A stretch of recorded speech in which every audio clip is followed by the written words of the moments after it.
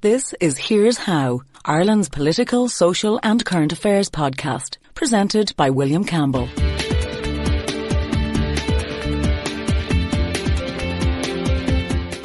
Thank you for downloading episode 71 of Here's How for the 8th of May 2018. We've got another abortion referendum coming up. That makes 6 in my lifetime by my counting. Let's talk about campaigning with one prominent campaigner.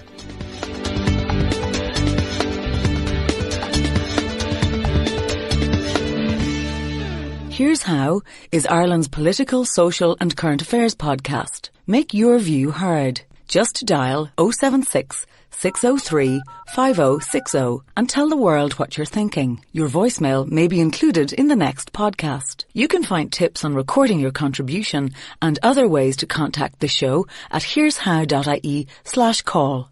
Hi, before we start, I have a quick announcement. I've been doing this podcast for a few years. I've paid all the costs, the equipment, the hosting and all of that. I've paid it all myself out of my own pocket, and I don't get paid for my time. It's totally voluntary, so I really hope you like it. I did recently get some inquiries from listeners on how they could support the podcast, and that's really gratifying to hear. I'm really glad that people appreciate listening to it. I would like to be able to devote more time and effort to the podcast. Basically, I'd like to be able to justify doing it weekly or at least every 2 weeks. So here's what I've done. I've set up a Patreon account so that if you feel the podcast is worth €1 or €2 or just €1 or €2 per month, compare that to the cost of a TV license, well then I'd really appreciate if you could log on there and become a patron. If you don't feel able to commit to that, I've also set up a PayPal tip jar so you can make a one-off donation. And even if you don't feel able to do that, I've also set up an Amazon affiliate link. When a guest has written a book, in the show notes on the website, I normally link to their book on Amazon anyway. Now, if you use the link on the website to buy that book, or if you follow on from that link and buy anything at all on Amazon, then I get a small commission, and it doesn't cost you anything at all. The one thing I can promise you, anything that I get from any of those sources will go towards upping my game on the podcast. You can find links for Patreon, PayPal and Amazon on the website. That's here'show.ie. And by the way, the podcast will always be free for everyone, whether you donate or not. I'm always happy when people subscribe.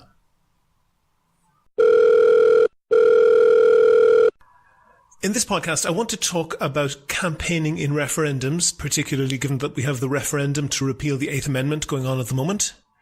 And there's a danger, we perhaps saw it in the Brexit referendum in the UK, that unlike in general elections, groups can effectively throw a hand grenade into the campaign and not be around to answer for the result as a government who might be elected would be.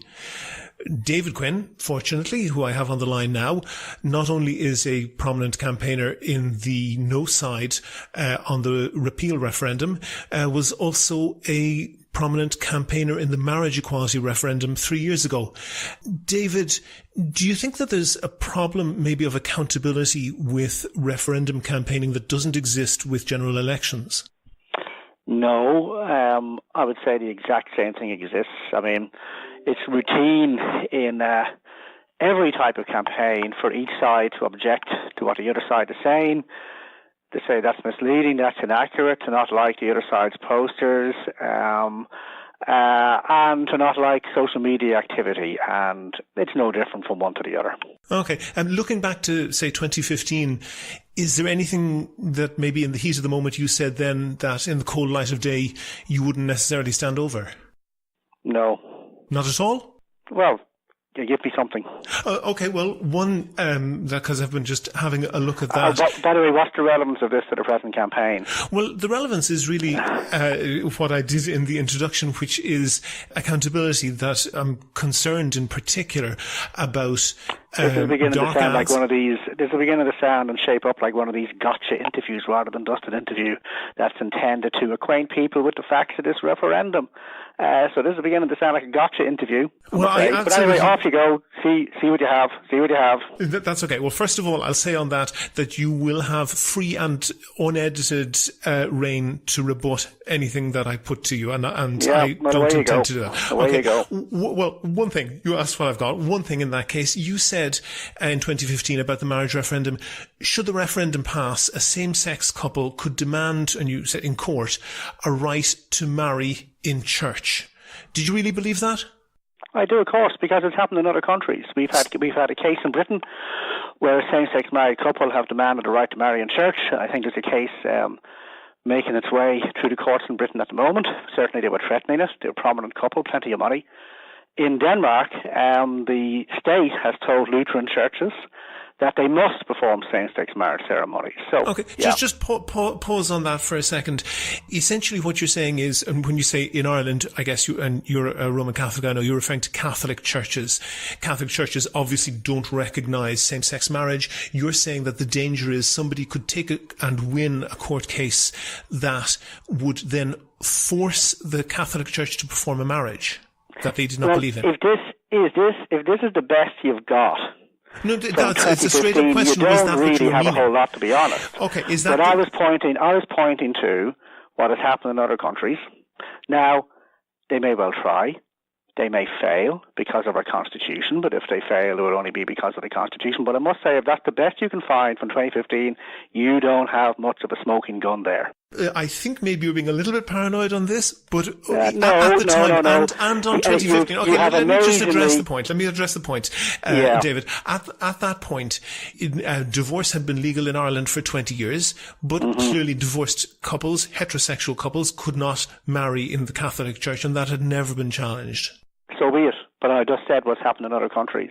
Okay. So one other thing you said, that in Denmark, the government had forced the church to perform same-sex marriages. Church, yeah. And I can appreciate that not everybody might know the ins and outs of the Danish government policy, but I have researched that very carefully, and that's flat untrue. There is an established church in Denmark.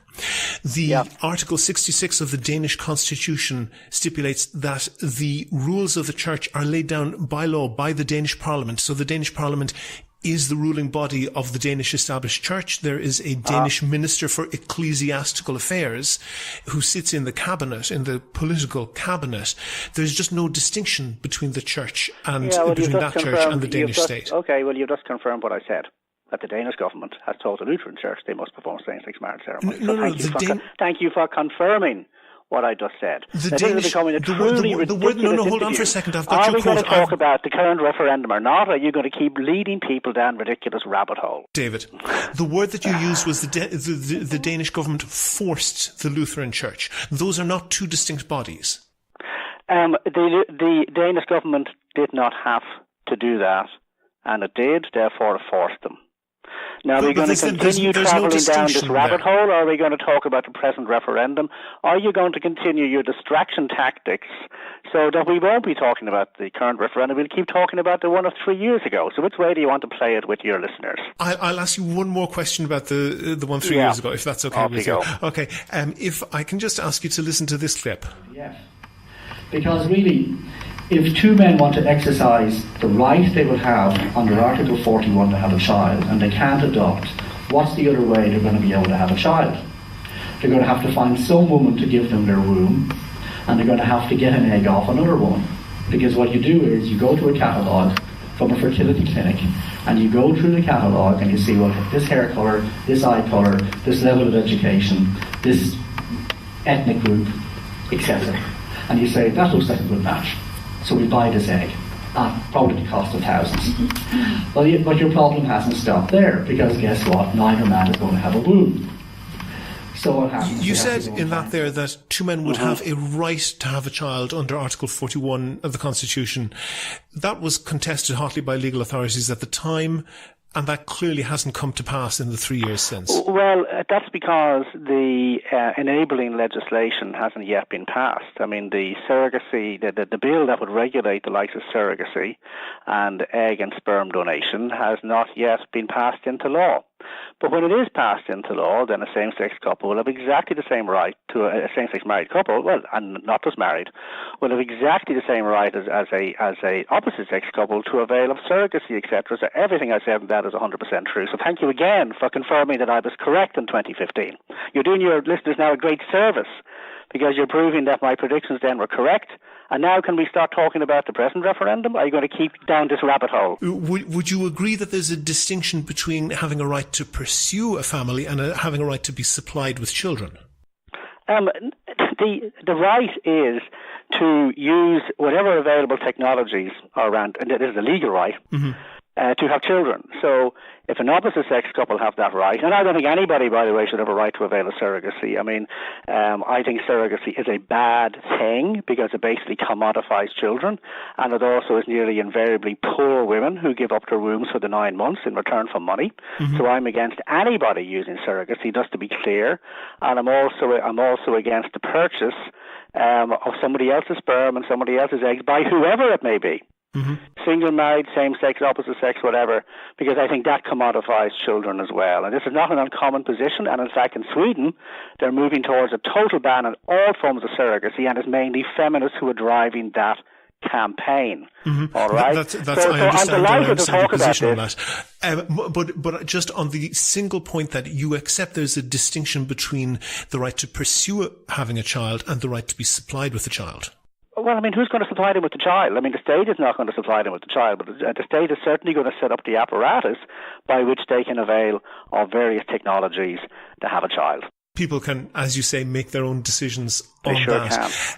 In terms of this current campaign, and I'm sure you're aware, Cambridge Analytica was closed down recently, and there was a lot of discussion of what are essentially called dark ads being pushed through social media where nobody knows where they're coming from, nobody knows who is generating the content, and certainly nobody knows who's paying for it. What's your view on that? Well, first of all, it can work both ways.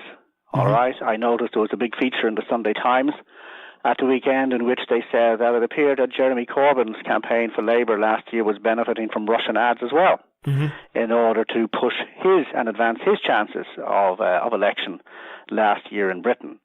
So it can cut both ways. Sure, it can, but do you think it's an ethical way of campaigning? All dishonesty is unethical, whoever's doing it. There was, and it was for only a few days earlier this month, a website up which was being promoted heavily by paid ads on social media called Undecided 8.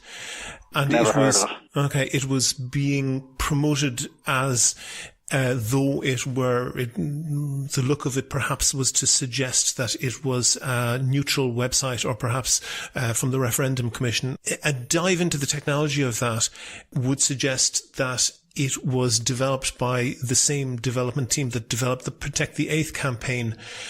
Are you uneasy with that? I know nothing about it. If what you're saying is accurate, then yes, I am. But go and speak to Protect the 8th about it, not me.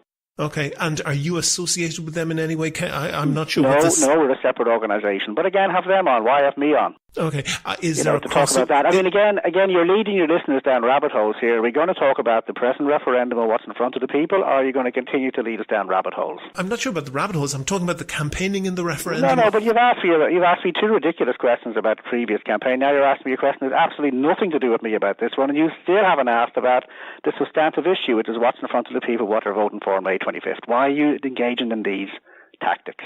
It's ridiculous. It's not intended to be a tactic. The idea of it's a tactic. You're distracting from the substantive issue. It's ridiculous. The substantive issue that I had intended for this was campaigning. This will go down well. This will go down well on Twitter. You'll get lots of applause on Twitter, but who cares? I mean, this is just a ludicrous interview. The reason I asked you about that specifically was because the Protect the 8th campaign, who appeared in some way to be connected with these dark ads, they operate out of 77 Sir John Rogerson's Quay, which was the same address as an organisation that I do. Okay, you better be careful where you're going with that. Okay. Because this is beginning to sound like a smear. I'll just say again that has absolutely nothing to do with us. Well, you said that you have nothing to do with that, and I accept that. But you were involved with the Mothers and Fathers Matter campaign in 2015. I was a media advisor. But I believe these sort of buildings are used as kind of virtual addresses commonly by organisations that don't have big offices. But again, this is essentially a smear tactic you're engaging in now. No, I'm not. And so are you going to leave off your smearing? I'm asking questions, and I am being particularly careful to allow you to answer in full. You're smearing. That has absolutely nothing to do with me. Ask protect the eight about that. Thanks very much. That's fine, and I will do that if I can get hold of them. Although I have to say that's not very easy, and you have been available to the media. So be it. That's their business. But I mean, I wouldn't recommend going on your show because you're attempting a very bad hatchet job here. I'm not attempting any hatchet job. Of course you are, and it's patently absurd and just absolutely transparent. David, there are questions about the Can we talk about the substantive issue? Are we going to keep on doing this? Go right ahead. What is your and the Iona Institute's position on the referendum? Okay, thank you. So, if we repeal the Eighth Amendment, there will be no constitutional rights left to the unborn child, zero. The unborn child and its rights will be purely in the hands of all future Dáils. It'll be up to them to decide what the rights are. They've already said what kind of legislation they want. And as Josepha Madigan, who's the leader of the Yes campaign for Fine Gael, said on RTE primetime last night, the law they plan would be in line with that of most European countries. 21 out of 28, she said. Now, if you look around European countries, a very common provision, you see it in countries like France and Denmark and Norway and Italy, is available on request in the first 3 months. After that, on mental and physical health grounds. Nobody pretends that the law in places like France is restrictive. Basically, any woman who wants an abortion is going to get one. So the law here will not be restrictive. In the first 3 months, as I say, on demand. After that, in physical and mental health grounds. In Britain, mental health allows practically everybody who wants an abortion to have one. There's nearly 200,000 abortions in Britain every year. In France, the abortion rate's about 1 in 5. In Britain, it's about 1 in 5. When I say that, I mean one abortion for every 4 births. And this is the law that basically they want in this country. And 90% of abortions take place in the first 3 months of pregnancy. So that provision alone means an extremely permissive abortion law. That's what we put in if we repeal the Eighth Amendment. Can I go to a post from Enda Sherlock a short while ago? He said, if the Eighth Amendment is repealed, it doesn't mean for a minute that abortions will happen in this country. We will fight any legislation inch by inch. It will never go away. Every election, every by-election, we will make it an issue. When we had, and you and I might just about remember the divorce referendum in 1995, it was put forward, I don't know if you were campaigning at the time, but it was put forward by people on the no side, that Ireland would then get a marriage breakdown rate on the level of other countries, and various examples were given. In fact, there's been no substantial change in the marriage breakdown rate in Ireland. Okay, there's two things to be said there. Number one is the government has made clear what kind of law it wants, and it wants a law, as Josepha Madigan said, that is the type of law you typically have around Europe, and nobody says the law in France. That's the law. I'm thinking more of the practice. So I haven't been talking about the rate of abortion here, by the way, you'll note. I've simply been saying the kind of law we would have. I don't know what the rate will go to. I'm very surprised if it didn't increase. Now, let's go back to 1995 and see what happened to divorce and marriage breakdown generally since then, because you can track it census by census. So in 1986, the number of adults who had suffered a broken marriage couldn't get divorced then, but obviously you could go your separate ways. So 1986 was 40,000. It was about twice that by 1996, which was the year after the divorce referendum, obviously. So at the last census in 2016, the number had climbed to about 285,000 adults who had divorced or separated. So 40,000 in 1986 to 285,000 in 2016. That's a very difficult figure to work with, given that you have changes in marriage rates, population, and so forth. Sure, the population hasn't increased by that quantum. Sure, I would put to you, in 2010, the ESRI said, quote, the evidence suggests that no significant upward shift in marital breakdown as a result of the advent of divorce in 1997. I mean, again, I didn't make a prediction as to the rate of abortion. I simply said what the law will be if we get rid of the Eighth Amendment. So I don't know why you're asking me about the rate. I mean, the number of abortions that appear to take place is about 3,200 roughly go to England each year for abortions from here. And if pro-choice campaigners are to be believed, you can add about another 1,500 onto that for illegal use of the abortion pill. So that's 5,000 abortions per annum. So that would be the initial total, I presume.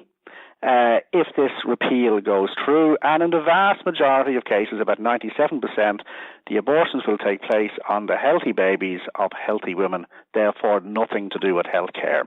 There's been a massive overconcentration on a handful of very tragic, hard cases, but the vast majority of abortions will take place on the healthy babies of healthy women. That's what we'll be voting to permit.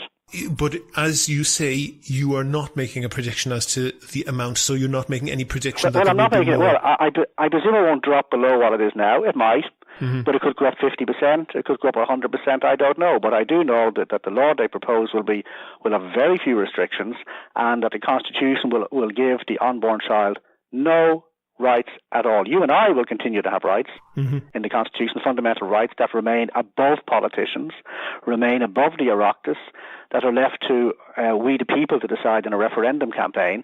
The unborn child can't vote for his own rights because, obviously, by definition, they're not in the position to vote. And neither can a 10-year-old. But David, can I just focus you on one, perhaps a tactical issue, but I think it's relevant.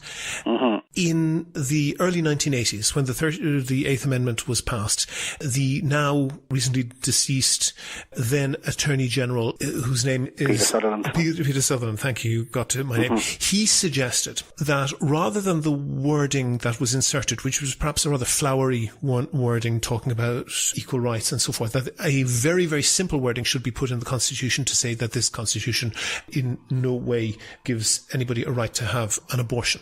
Yeah. That was rejected by pro-life campaigners. The way that we got to the situation that we are now is through a complicated series of Supreme Court rulings. But that series of Supreme Court rulings would not have happened if Peter Sutherland's wording had been used. Well, and my point about that is, isn't it essentially putting a time bomb into the Constitution to have these very extravagant wording, and it's that sort of detail just doesn't work in a Constitution. It's fine and well to say we don't trust politicians, those scoundrels in the Dáil, we think we don't trust them to do anything. But the reality is that there are just some types of laws that don't really fit in a Constitution, and that includes making detailed medical provisions for what might be, a changing medical technology. Yeah, well, okay. I can't remember exactly what Peter Sutherland proposed back in 1983, but whatever wording, it was like 8 words or something. It was very, very simple. Whatever. You see, remember, we're not voting on an amendment to the pro-life provision. We're voting on total deletion. So zero constitutional protection for the unborn child. The government could have said, okay, we're going to amend it to allow for hard cases only. And that's it. We're not going to recommend this total deletion and zero constitutional protection for the unborn child. What has happened Isn't that really a smart thing to do? Isn't that really a smart thing to do? Because things change, medical practices change. And the demonstration is that Irish people, as happened with the divorce rate... You answered the question properly. Go ahead. Yeah. So, in fact, the wisdom of the Eighth Amendment, however it might have been worded, but the basic, principle behind it, let's give constitutional protection to the unborn child. The wisdom of that has been proven by what's happened in neighbouring countries, because they had no constitutional protection for the unborn child in places like France and Britain or the United States, etc. And so suddenly you end up with very liberal abortion laws and the unborn children being killed on an absolutely vast scale. Millions of unborn children are aborted around the world each year. I think the number is 56 million. People can check that, but it's certainly in the tens of millions. As I say, 200,000 next door in Britain. So actually the wisdom of putting the protection into the Constitution has been amply borne out by subsequent events and previous events in other countries. And what they have done to the rights of the unborn, they have basically destroyed them, with the result, as I say, huge numbers of unborn children are killed each year around the world. One thing that I do want to ask you about is, you, am I correct, are both a founder and director of the Island Institute? I'm founder and I run it. I'm not actually on the board, because you can't be both on the board. You can't be the fellow in charge of it and on the board. Excuse me, I got your job title wrong. Sorry about that. But you are a founder, and I think it's fair to say that you are a very I'm called significant director, fellow. But anyway, just not to avoid confusion, I'm not on the board of directors. Understood. I don't want to get you in trouble. I am correct in saying that I think the Iona Institute doesn't offer any courses of any type. You don't have any students. You don't have an enrollment or anything. We're now away from talking about a referendum again, I know. Are you about to lead your listeners down yet another rabbit hole? It's not a rabbit hole. It's a very specific question about the organisation. That's what I thought the interview was getting civilised and relevant. Here we go again. But anyway, off you go. Am I correct that the Iona Institute doesn't offer any courses, doesn't have any students, doesn't have any academic staff? It's not an academic institution. Okay, I know where you're going here, so why do you call yourself an institute? Many such bodies do not offer courses or have teachers and are called institutes. Okay. I have Dr. Angelo Bottoni working for me. He's research officer. He's a doctorate in philosophy. The head of our board is Dr. John Murray. We've a Dr. Aina Johnson. We've had Professor Patricia Casey is one of our patrons. Professor Vincent Toomey is another patron. So we have very well academically credentialed people involved with or working for the Iona Institute. But to be clear, you don't have accreditation to give those people got those qualifications from reputable universities. And I'm not comparing us to the Economic and Social Research Institute. It's a vastly bigger organisation that does some fantastic work, but it doesn't accredit its people either. They've all received their qualifications elsewhere. And the reason I ask you is because I know that in the UK you would not be permitted to use that word institute. Actually, that's not true. That's not true. I invite people to look up something called the Christian Institute. It's a very similar organisation to ourselves. And it's permitted to use the word institute. To give you the information that I got, which is from the Company Registrations Office in the UK. Look up the Christian Institute. That belies what you're saying there. What the company registration says is to use the word institute. Approval is given only to those organisations which are carrying out research at the highest level or to professional bodies of the highest standings. You need to show that there is a need for the proposed institute and that it has appropriate regulations and examination standards. Well, A, that's Britain. Yes. B, this is Ireland.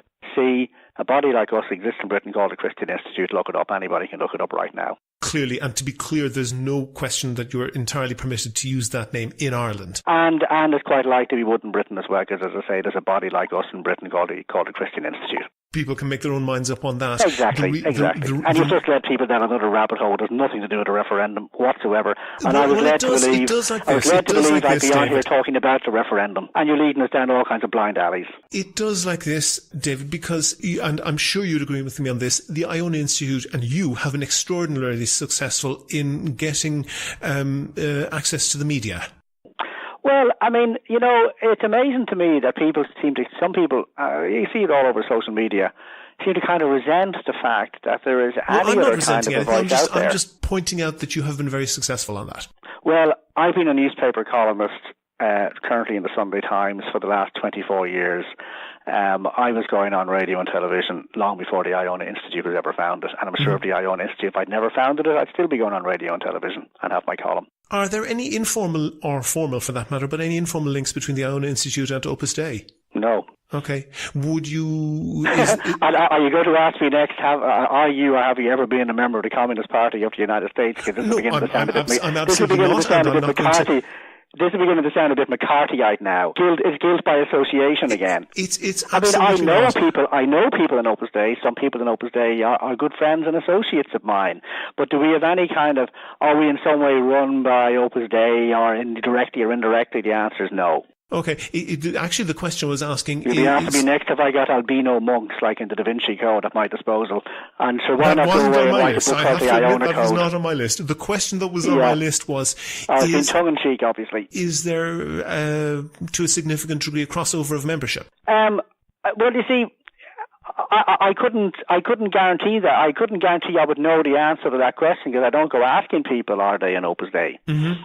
If you had to have a guess. I don't know what you see, but you see again, this is just a ridiculous type of interview. I'm on to talk about the referendum, and we've spent about 2/3 of our time talking about things other than the referendum.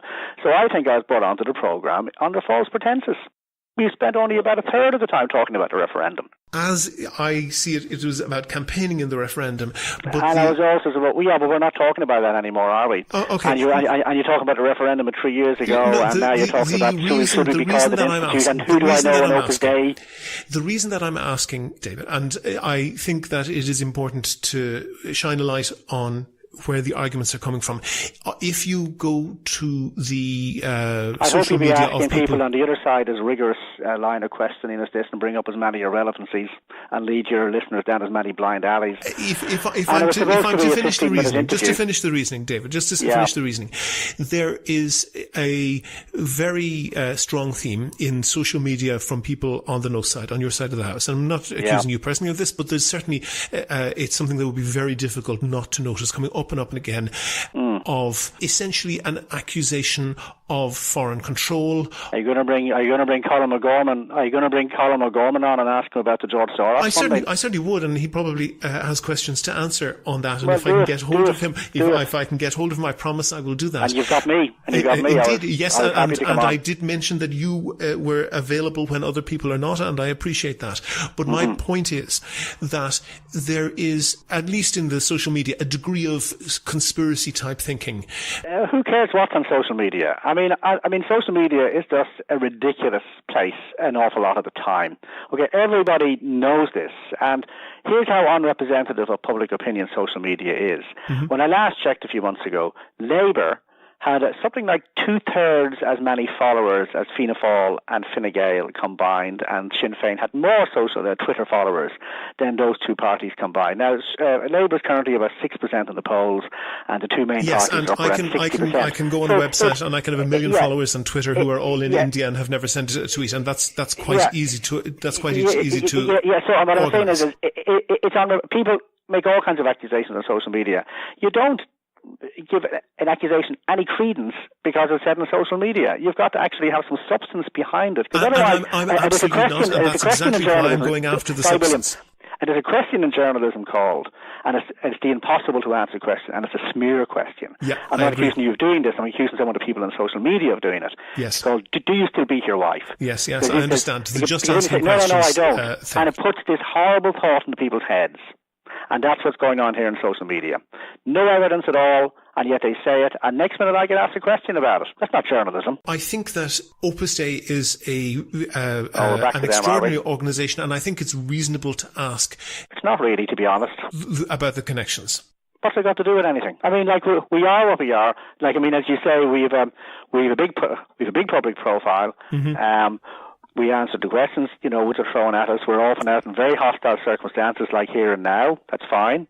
We're well used to being out in kind of combat-type media situations. And, I mean, the fact is we are willing to put ourselves out there over and over and over again to defend positions that, shall we say, find disfavour in politically correct circles and attract lots and lots of abuse, lots of hostile questions, lots of finger-pointing, lots of paranoia, lots of suspicion. And to a certain extent, this interview is demonstrating everything I've just said there. David Quinn, thank you very much. Thank you. Bye-bye. If you like the Here's How podcast, please rate and review the show on iTunes and other podcast providers. Share it on Facebook and Twitter. Tell your friends. But most of all, make your views heard. Call us on 076 603 5060. Go to the website for sources and David's links, and while you're there, please like the show on Facebook, follow @Here's How Podcast on Twitter, and also you can find out how to subscribe to the podcast for free on your computer, on your phone, or by email. It's all at www.here'show.ie. And just to remind you, I've created a Patreon account and a tip jar, so if you would like to support the podcast, I'd really appreciate it. And you can even do that at no cost to yourself by using the web link to buy the books that I list in the sources or any other product at all on Amazon. Just follow the link and the podcast gets a small commission. The Here's How podcast is produced and presented by me, William Campbell. Thank you for listening.